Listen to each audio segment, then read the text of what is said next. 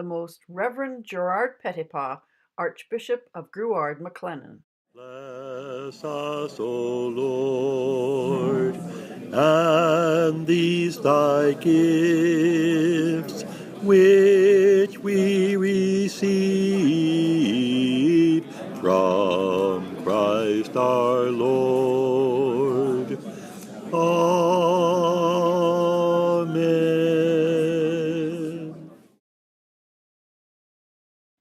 D&P is celebrating its 50th anniversary with a quilt of squares made in and gathered from dioceses across Canada. Quilt pieces started on their pilgrimage across Canada on Ash Wednesday in 2016, journeying eastward from Victoria and westward from St. John's, moving coast to coast as a symbol of solidarity. Several quilt squares stopped in May of 2016 to gather up the Grouard-McLennan piece, created by Josie Burrow, chair of the Social Justice Committee in St. Joseph's Parish, Grande Prairie. Solidarity quilt patch from the Archdiocese of Grouard-McLennan. I remember being at my table and thinking, what am I going to draw here? The ideas just sprung from the creativity that God provided at that time. The trees represent arboreal forest, and those fields, especially with the different crops growing in them. And then at harvest time, when you see the patchwork, and if you're in a plain and you look over and you see, it's really magnificent. And then tying in the different languages. The French is represented in the 50 ans, the 50-year anniversary in the Grouard-McLennan Archdiocese. I received a prayer from a sister in Grand Cache, and she is a Cree woman, and her prayer said, "Our Father, we thank you. No tawinan kinaskamitan." And that means, "Our Father, we thank you." And how can we say anything different but thank you, God, for what we have? We are blessed.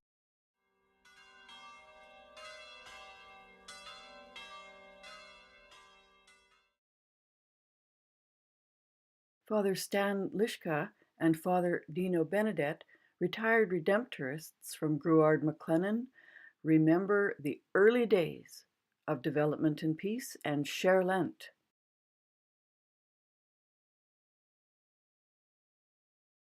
They got the name after that encyclically. I remember the share Lent. Yeah, Lent. It kind of fit into the Lenten season. But just in general, it got off to a fantastic start. I think it was 67 started, and I was there in 70 to 74. So, and part of that, and you kind of remember they would say, send in an order. How many brochures you want? How many of these posters you want? Take home material, put it in the back of the church and so on. So you're, some specific material. Say, oh yeah, well this is what happens to our funds as they're doubled by the Canadian government. This is the kind of things that happen. And so I always got excited about that myself, instead of just saying, well, they're poor and they need help. Given the more specifics you give them, the better. But I also remember that it was very difficult to get people to form a committee, lay people to get them interested in that. I mean, eventually they did, And so the whole idea was to set up committees and have educational groups in the parish and all this kind of thing. But then I know later it just became kind of really mushroomed. So yeah, that's the kind of thing that I remember, and it was very successful.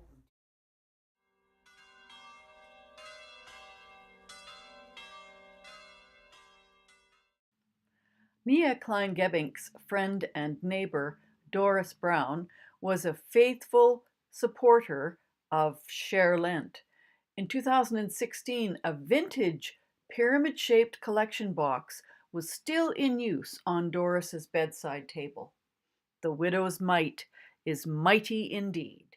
This little pyramid is one of the original that's maybe, I don't know, 40 years old. It belonged to a lady who lived here in Beaver Lodge. Her name was Doris Brown. And you know, every year before she died, she was 95. She had this little thing on her night table.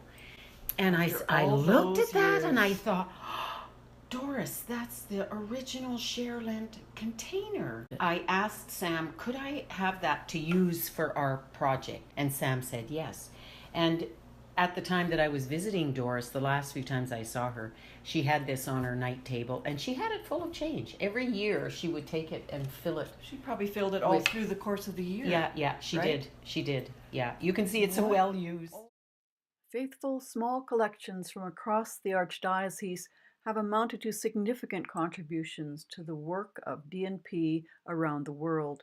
Grouard-McLennan has been a generous supporter of D&P works of mercy and justice since the beginning of the Share Lent campaign in 1968.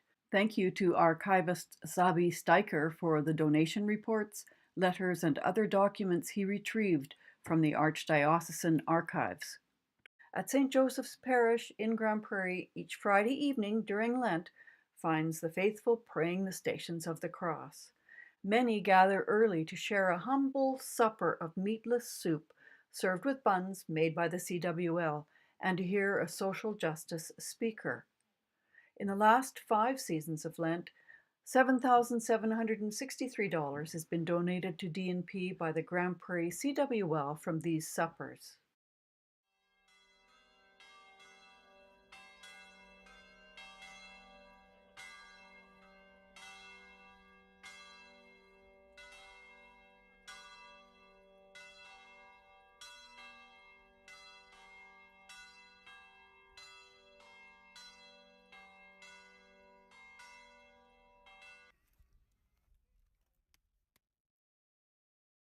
D&P Representative Christina Kruszewski makes a presentation at St. Joseph's Parish. Mia Klein-Gebbinck joins the discussion. Is not this the fast that I choose?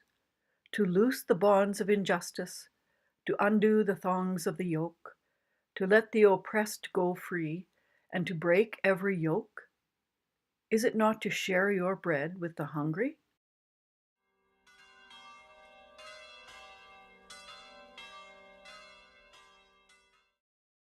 Sister Maureen Wild returned home to the Peace Country as guest speaker and taught from Laudato Si, the 2015 Encyclical Letter of the Holy Father, Pope Francis. For this D&P Jubilee project, Maureen reads the introduction from her 2008 reflection, Holding My Bowl of Rice and Glass of Water, Christian Contemplative Presence in a Time of Ecological Trauma and Loss. 49 years ago, I sat with other Catholic elementary students holding our Lenten bowl of rice and glass of water for lunch, while listening to a teacher share stories from Development and Peace educational materials of children in other lands who went without enough food, with rice and water if they were lucky. A Jesus parable, like the Good Samaritan is what I remember, was also read to us. Then we ate in silence our rice, a sense experience and a contemplative moment for our minds, for our hearts and our bodies, to take in the global realities and the spiritual lesson.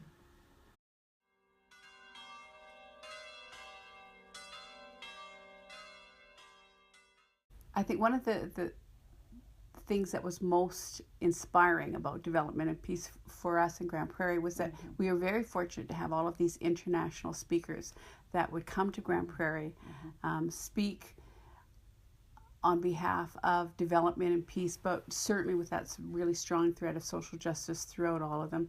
We had guest speakers from Zimbabwe to Mexico to South America. And some of the most memorable ones would be someone like Father Felipe from Chiapas, Mexico, who came in and was from a very, very poor state and talked about the relevance of the gospel teachings to his community, but how they were meeting in little homes and hovels, and how he would, if he had money, what he would do is he would build a community center that would serve the people, not only in terms of a community gathering, but it would be the place where the women could become educated, the children could become educated, they could have a clinic, they would hold their church meetings there.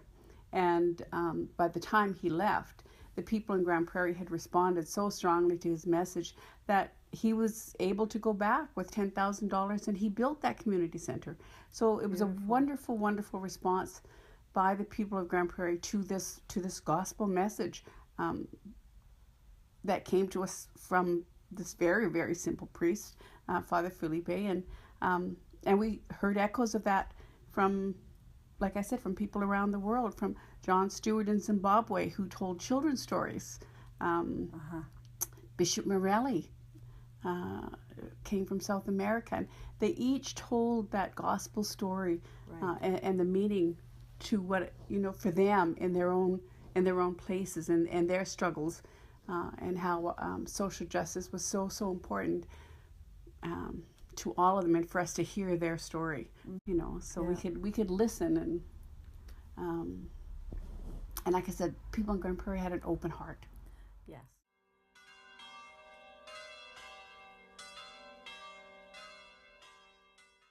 In 2012, Denise Nelson found an article by John Longhurst in the Western Catholic Reporter. She learned that the sale of used stamps had raised more than $335,000 for D&P programs around the world. She and her CWL sisters began collecting used stamps and sending them to D&P headquarters in Montreal. Since this simple fundraising initiative began in 1984, over $500,000 has been raised for development and peace.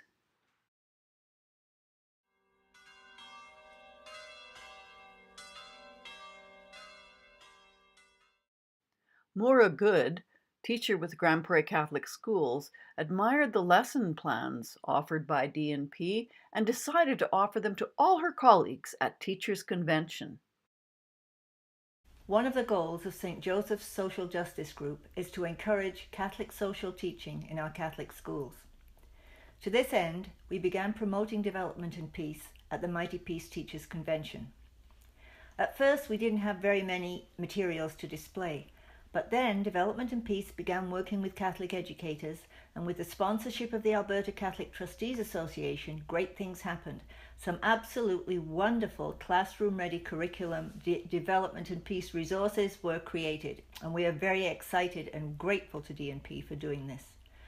So this year, at our Teachers' Convention display table, we had multiple copies of detailed lesson plans, all free, for every grade level in both languages, which we could put into the hands of teachers.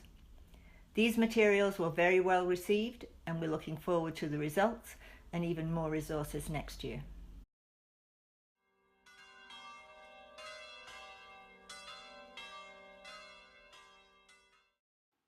Mary St. Hilaire, teacher with the Grande Prairie Catholic Schools, was inspired to teach her students about global social justice issues and use the D&P ThinkFast online resources.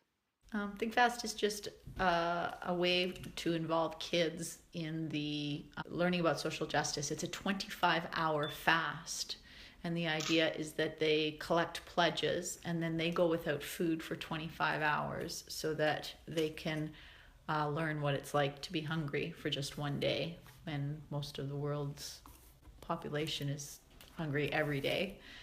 And the way I designed mine was that there's a whole bunch of different activities that you do to teach them about the distribution of food and the distribution of wealth and the cost, the environmental costs to the planet, bottled water and why we shouldn't be purchasing bottled water, and how food is distributed around the world based on your population, and the countries with the the highest populations are the ones with the least amount of food. And then there's one where about how the world spends its money, and the kids have to organize all these different categories like makeup and military spending and ice cream and pet food, and try to figure out in like millions and billions of dollars how much the world spends on different things.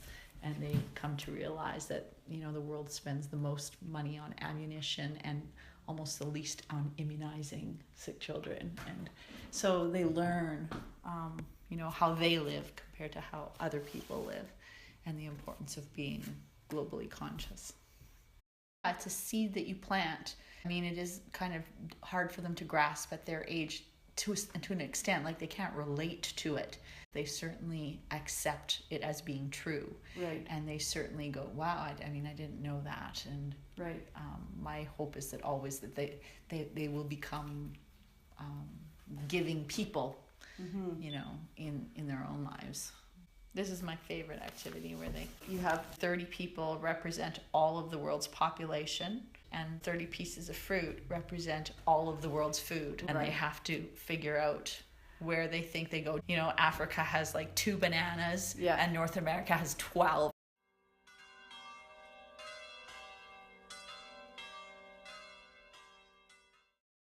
Alberta-born Father Denis Hebert, who worked for the poor in Nicaragua, eventually founded partner organizations Fundaco and the Roots of Change Foundation. Now the grade 11 and 12 students at École Héritage from Falher have carried on his work in Nicaragua 2011, 2013, 15, and in 17. School principal Nicole Walliser shared their story. The humanitarian trip to Nicaragua for École Héritage is an opportunity for our students to find out what they carry in their hearts. And when they find that out, then it's shown through their actions, the relationships that they form with the families in Nicaragua, in particular San Benito. Là-bas, ils sont tellement contents avec tout ce qu'ils ont, puis ils utilisent toutes leurs affaires, puis ils travaillent avec ce qu'ils ont déjà. Mais par ici, on prend toutes nos choses par acquis, puis on n'est jamais content de savoir plus de choses, puis sans consommer plus de choses. El mundo ahí no ocupaban muchas cosas para estar feliz, pero aquí nosotros ocupamos muchos materiales para estar contentos. Il y a une grande différence entre les pauvres et les riches. Il y a un mur qui sépare les pauvres et les riches. Puis il n'y a pas de classe du milieu. Fait que il y a la distribution des richesses n'est pas très bien faite. The difference between the rich and the poor is very big. They have a wall that separates them. À l'école, tous les écoles sont les mêmes. Toutes les peintures sont pas vraiment belles, puis c'est comme des craques, puis il n'y a pas de lumière dans les écoles. Oui, merci. When students leave San Benito, it's the most difficult day of the trip, because it's heartfelt emotions, authentic emotion, and of course they've lived something that they have never lived before, and they've recognized that there are injustices in regards to wealth, in regards to services, in regards to learning. And they're touched by that, and they feel, I think they become a little overwhelmed with emotion, because in their very small way, they try to make a difference, and they're left with that. They're impressed by the fact that they contributed. They were this little ripple in the ocean, but nonetheless, they in French we would say, ils ont osé. They dared to make a difference. And in the families of San Benito, by looking at our goodbyes, they definitely did make a difference.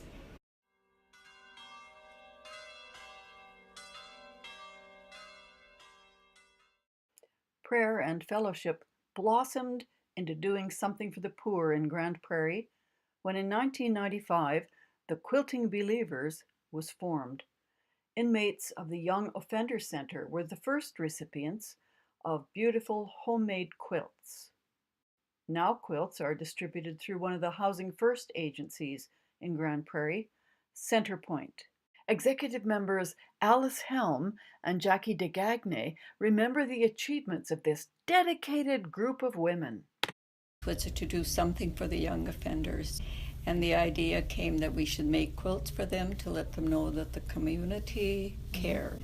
And we raffled a quilt off to make money, and then we just worked on donations. We picked up pieces of cloths from the rummage sale that was held at the church, and we progressed from there. And from, I think, about 6 people, our membership has grown to 25 or so. In 2005, the Alberta Solicitor General, the Honourable Harvey Seneco, wrote the Quilting Bee-levers to tell them what a beautiful difference their homemade quilts made in the Young Offenders Center. And it's a very relaxed gathering. People do whatever they want to do, whichever they want to do, whether they want to tie or tack or layer or sew. And we pray for whoever will be getting the quilts. Well, that's over 20 years. We donate to the Catholic Family Services. And any child that we hear has a terminal disease, cancer or whatever, we also give them a quilt with a label on there that we're praying, and we hope that this quilt will remind them of God's love and warmth and beautiful, and help them, in their recovery or in struggling with their treatments. Since we've been in the church, we've sent out between 175 to 200 every year. Centrepoint picks them up and he distributes them, and seem to need them again in 6 months. We have to start all over again. Right. So we feel that it's a good service to the city.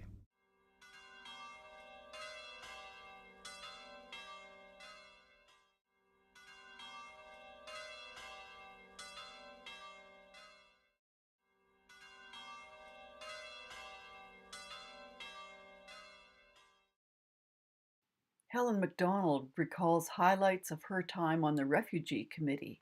I've been involved since about 1986, I guess. And Mary Martin was the lead of the Refugee Committee at that time. Oh. She was the one. So she would recruit her cohorts into helping her out. There's a couple of first families that I can remember from back in that time. Was my good friend Eugenia Vialta, and she arrived from Nicaragua with twin girls aged 3. Her middle girl, Kenny, was about 7, and Wendy was about 10. She came under the Women at Risk program, and I was good friends with Eugenia for all of these years, and she passed away in September of 2015, and had the pleasure of helping her girls plan her funeral. For me, that's what the Refugee Committee is all about. It's about the relationships that you build with people. And so the other person that I really have a memory of is Hien. And Hien was a Vietnamese fellow that arrived in about not too long after Eugenia, probably sometime in 86, 87. And he was 21 years old, and he came to Grande Prairie. He had a suitcase that had a big label with St. Joseph's Church on it, and he had a Bible and maybe a couple of items of clothing in it, and that was the sum total of his bag. He did really well for himself. He became a shoe repairman. And Mary and I had the pleasure one time when she was going back to Nepal. I went with her, and we stopped in Vietnam on the way to Nepal, and Hien was there visiting his family. We got to meet his mom, some of his family, to around Saigon. How many people altogether have come? There would be about 70 individuals altogether. But I know there's been more because both Trudy and Denise Nelson were involved with families before Mary and I ever got involved. Right. The agreement was signed in 1979. So our archdiocese is what's called a sponsorship agreement holder. Right. And so our church is a constituent group under the sponsorship agreement holder of the Archdiocese. Our newest family is from Iraq, Christian family from Iraq. We do not, as a committee, we do not sponsor based on race, religion, or culture. We have sponsored Muslim families, and one of my really good friends is a Muslim woman, and you wouldn't find a better person in the world. You know, a beautiful woman. Yeah. And so it's, you know, you see people come and go, and for most of the refugees that we have sponsored, we have said goodbye to them. You know, maybe they stay a year, and but it's a good starting point. Well, I've talked to Ranjini and Noel, and I don't think they're ever leaving Grande Prairie. Yeah, they're another great couple. Absolutely love it here. Yeah. They love Canada. They love Grande Prairie. They love Helen MacDonald. Yeah, they're great. So it's been a great experience. Yeah, beautiful. Thank you, Helen. Sharon Biggs from the Refugee Committee at St. Joseph's Parish asked Ranjini and Noel Keerthikumar, formerly of Sri Lanka, to share their story. I was in prison for 2 years there. See all my burn marks and stuff like that. You were mistreated in prison. Oh, yeah. Because they think whoever speak Tamil, they all terrorists. They thinking that way. They want to kill all the Tamil family. We are well-to-do families. My dad was a college principal, mom was a teacher. We have everything. We don't have to go. Because of the civil war. They attacked my family house. My dad only said just run. So we was running. I see my mom shot by kill like that, and my uncle died. Then we are just running nowhere. Because you're running for your life. Your life. You don't want to die. And we are the girls. Girls are so scary. Me, my sister were 12 and 15 like that. Then finally, army catch us and put it in the kind of a rice mill. Dump us, they're ready to set us fire. Our prayers answer. We all, lots of Christian inside, so we all pray. So we came through life like that. But finally we just arrived, we said, oh Jesus, thank you so much for the freedom. Our life all God miracle. Every struggle that we go through.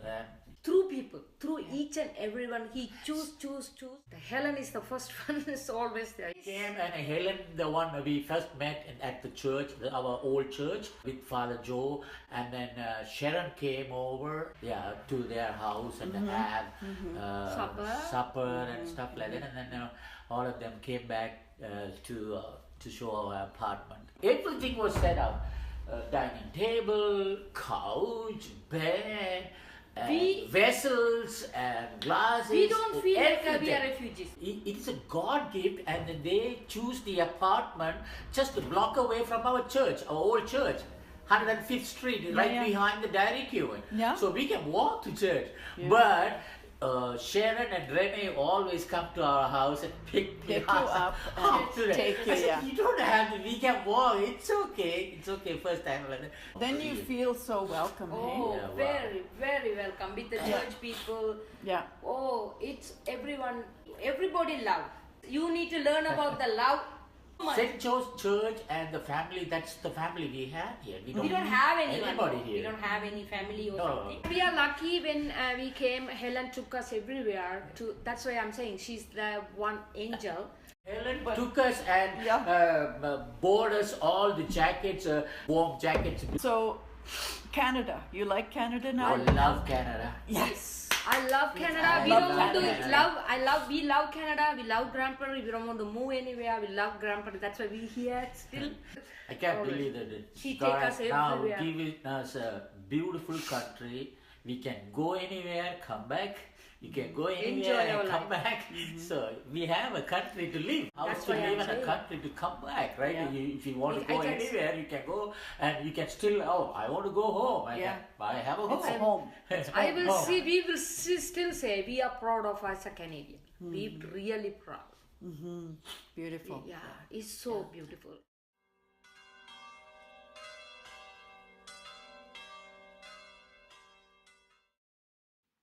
Linus Becher Parishioner of St. James the Major Church from Manning, Alberta, remembers when Development and Peace became partners with the Canadian Foodgrains Bank in 2007. The Canadian Foodgrains Bank is a partnership of 15 Canadian churches and church-based agencies working together to end global hunger.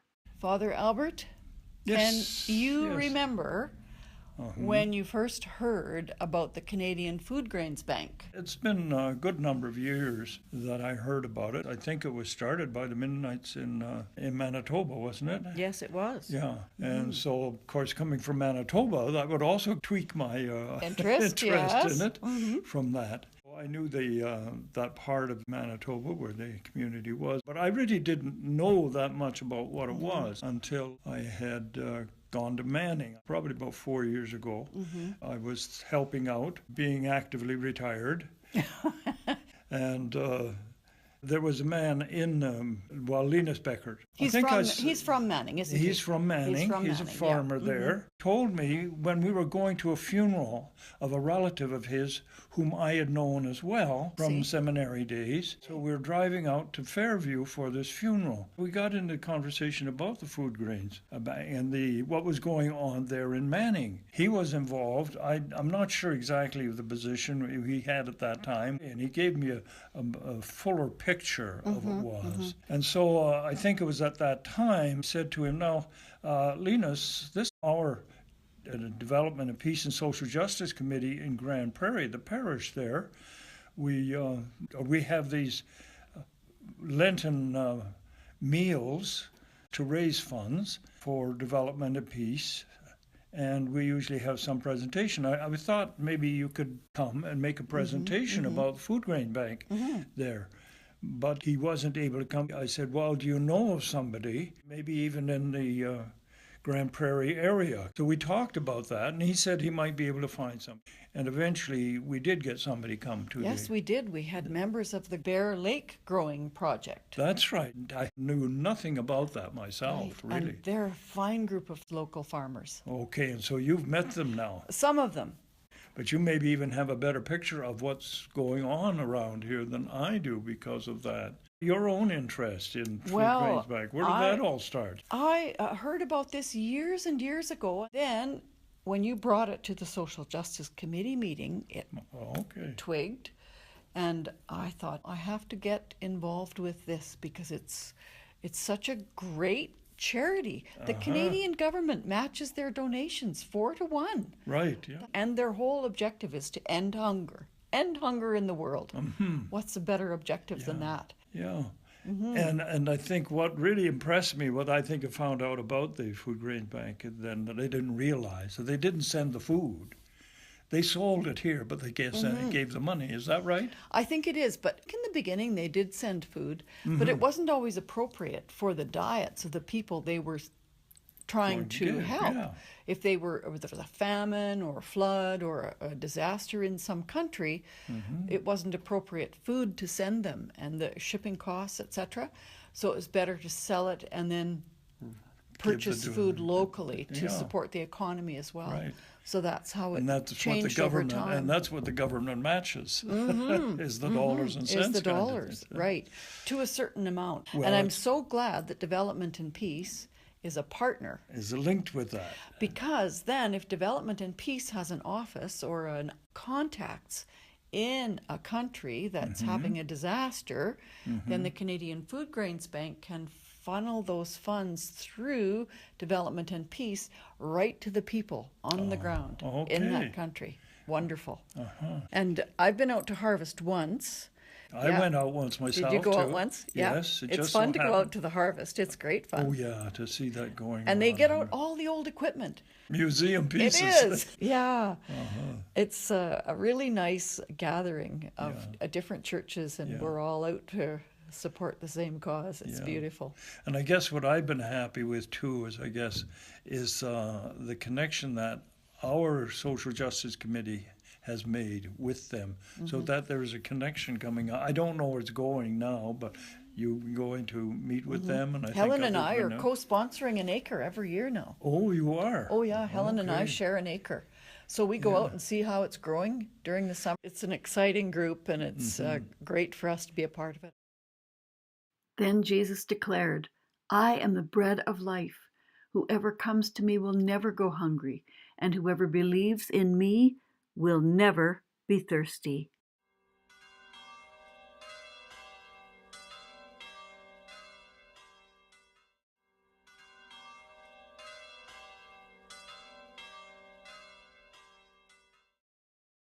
Father Camille Piche served in Assumption between 1980 and 1988.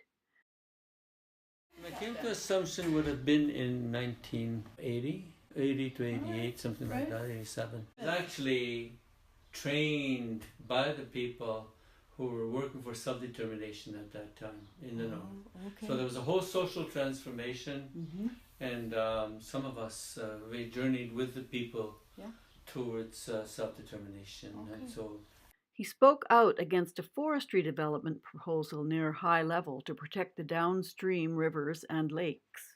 I was in Assumption, and they were talking about forest development, if you wish, cutting trees and all that in east of High Level. It was a huge issue affecting the rivers and the lakes and downstream from High Level, like the Little Red River and that. Yeah.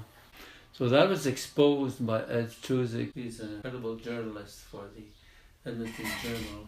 He's an investigative journalist. He blew the whole thing wide open. On that occasion, people came from all over to, they showed those big machinery where they just take the tree, cut it off, and that's why they chose High Level as the forest capital of Alberta that year. I followed it up and made an intervention at a hearing and on that. Father Camille spoke out against the overrepresentation of Indigenous people in the Peace River jail. Regarding the investigation by the overrepresentation of Indigenous people in jails, I was fed up to there with the number of people that were being sent to Peace River jails, like a revolving door, in and out, in and out. I began investigating the effect of that on family life and on the society, and it was huge. Touched every family in that community because there were so many of the young people that were just thrown in jail back and forth.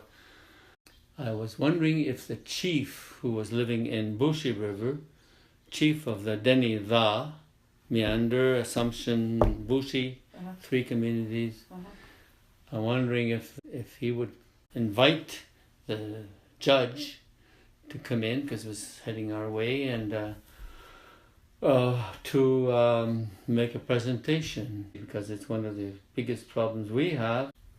So I began to talk to people, to the judge, to the lawyers, to the school, to the police, to the parents, people that had been in jail, and I took the old shaman to Peace River so that he could see what it's like, never been to jail. And as soon as he got there, he said, "Oh my gosh, with doors clanking and back and forth and doing that. Get my people out of here," he said. I talked to the women. I get together and I said, what do you have to say to this judge? And so they took notes as they talked. Then I made a report. I presented to them, and I had another meeting and said, "Is this what you said? Is this..." And they were okay with it. We made a few changes. And that was the women themselves made that presentation to the judge.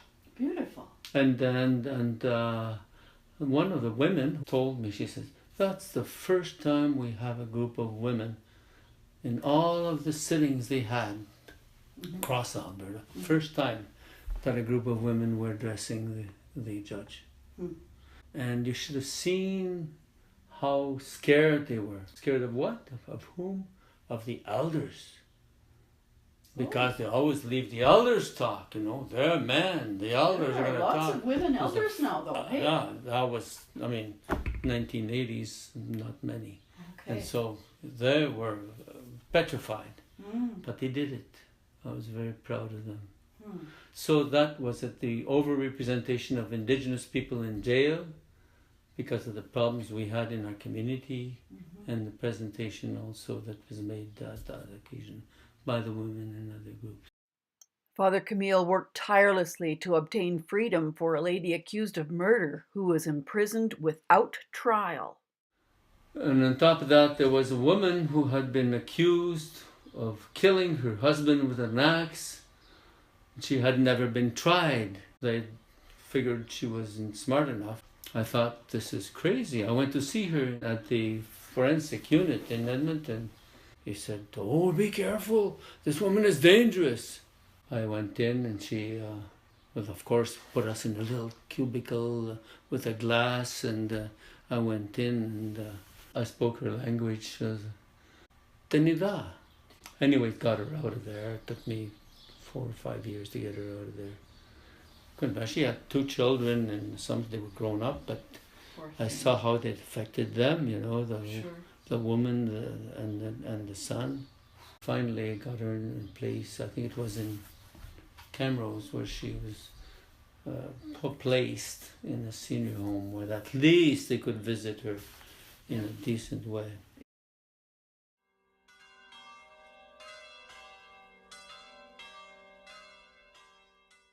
Before taking action, one must learn to listen when it comes to mission life in Canada. Oh, that's so wise. And really not just in Canada. That's true. When I first went to the missions in Peru, I was going there because I want to share Jesus with the people. I want to walk with them, work toward justice for all that they're suffering. But when I got there, I discovered, oh, Jesus, he was already there. The poor, they are the bearers of the good news. I was so moved many, many times. And one was on, we didn't have water. The pump broke down. So in the summer, for 2 months, we did not have water going up the trunk line to the common taps that we had up on the hill. People had to come down lugging pails and lug them back up to their neighborhood. Oh, really? In that month, little children died of dehydration. Oh, dear. Some because the water they were getting was contaminated. Oh, dear. And it was so heartbreaking. Yes. And so the mayor of our sector and the people got together, said we have to hand in a memorandum to the president that this needs to be fixed, this pump. Okay, so we had the walk. We walked 11 kilometers into the city. Hundreds and hundreds and hundreds. Mothers, children, fathers. In the end, the walk was stopped at the bridge going into Lima. And everyone was to find their own way to get to the president's palace.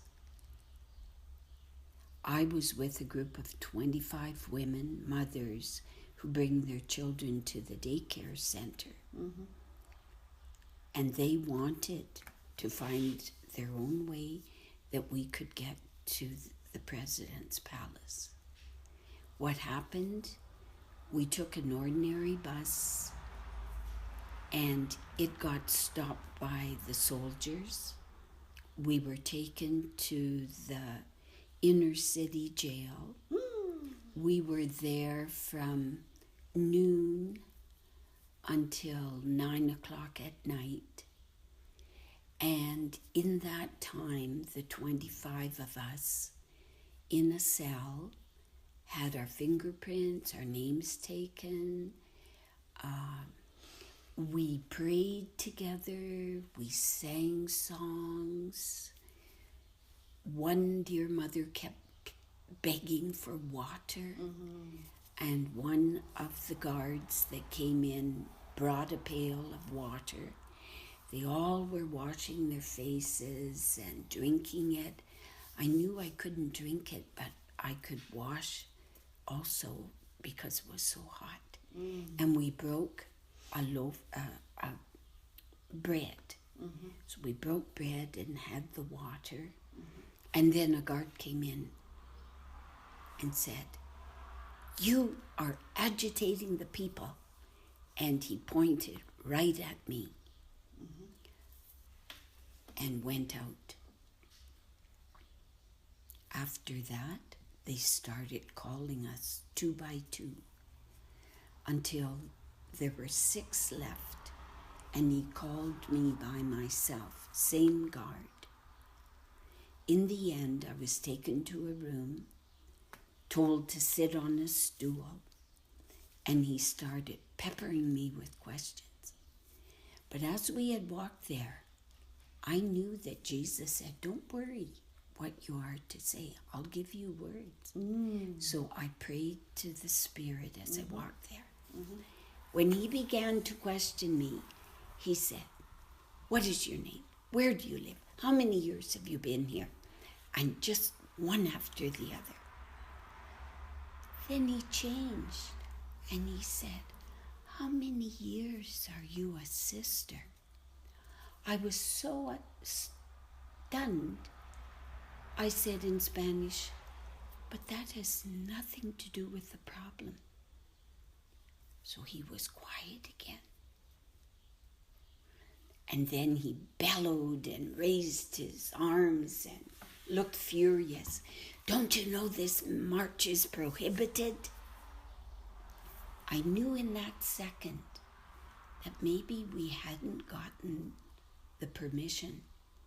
But what came to me, which was true, every time we've had to beg the government, whatever it has been, we've gone through all the red tape and we've gotten all the permissions.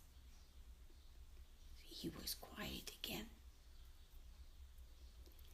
And then he drummed his fingers on the desk and squinted his eyes and looked at me and said, "I'm just analyzing your position." And right away I said, "I just have one position. When the poor don't have the most basic element to live, this time it's water, I am with them. I walk with them, and we struggle together to overcome this grave injustice. Today, that's why we're walking." And he stood up, he opened the door, and he bowed for me to leave. And when I got home, we found out that those who had made it to the President's Palace, they handed in the memorandum. And the end of this journey is that within the month, parts had come, the well was repaired, and people had water flowing again. They could live. Yeah. Beautiful. What year was it, Sister Mary Jean? That was 82, was it? Approximate. Right. Here in Canada, right.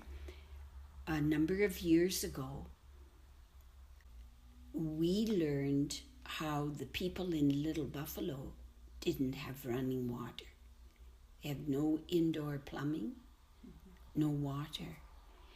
So together we organized a walk from Peace River to Little Buffalo. And we would walk 15 kilometers a day.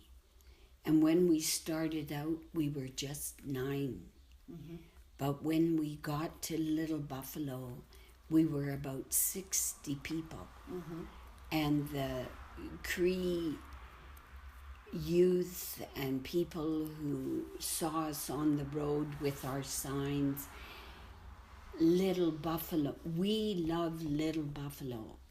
Little Buffalo needs water, water solution. So as we walked along and gathered more people joining us, these big transport trucks and oil trucks would honk their horns and wave, and more people joined us. And when we got to Little Buffalo, it was Mother's Day, a Sunday. And Chief Bernard and the people there had built a sacred fire. We all gathered around it, shared, prayed, and then they took us into their longhouse, and all the mothers were there for a little feast. And they wanted to thank us this way for trying to raise consciousness of their need for water. Today they do have water coming in. Beautiful. And wherever I go, I try to love the people that they may know God's love. Listen. Take off my shoes. Know that I don't have an answer, but together we can work toward what they're trying to overcome, the injustice they're trying to overcome. Thank you very much. Sister Mary Jean Davidson was awarded the prestigious St. Joseph Award by Catholic Missions in Canada in 2017.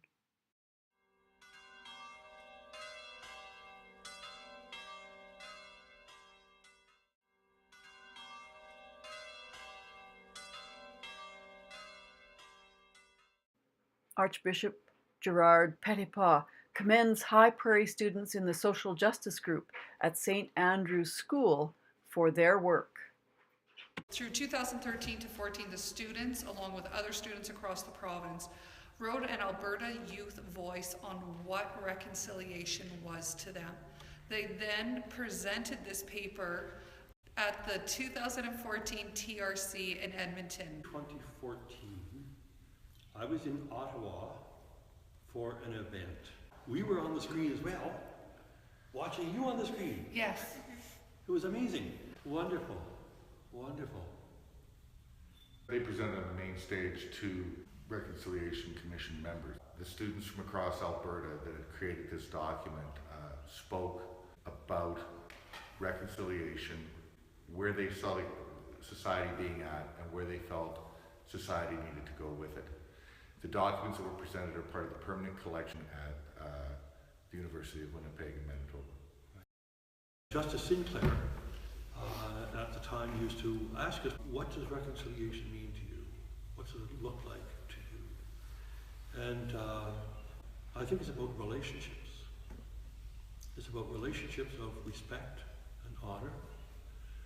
I think if we have those in Canada, that's what I expect reconciliation to be about. So really educating themselves, not just about residential school in Canada. They also looked at how schools and everything were run in Europe at the same time, and they saw a lot of correlations. And they moved right away from a state of anger to a state of understanding, to hope. On May 11th, Alex and Cassidy presented to the Minister of Education and the Minister of Indigenous Affairs, and talked about what they'd been doing and what they feel they need from the government for this to continue. Encouraging teachers to partake in more Aboriginal culture. Thank you very much for being leaders in the province and being leaders in Canada. We want to make sure the fire still burns. That's what we want to do. It's an exciting time in Canada where we're seeing a new beginning as we've never seen before.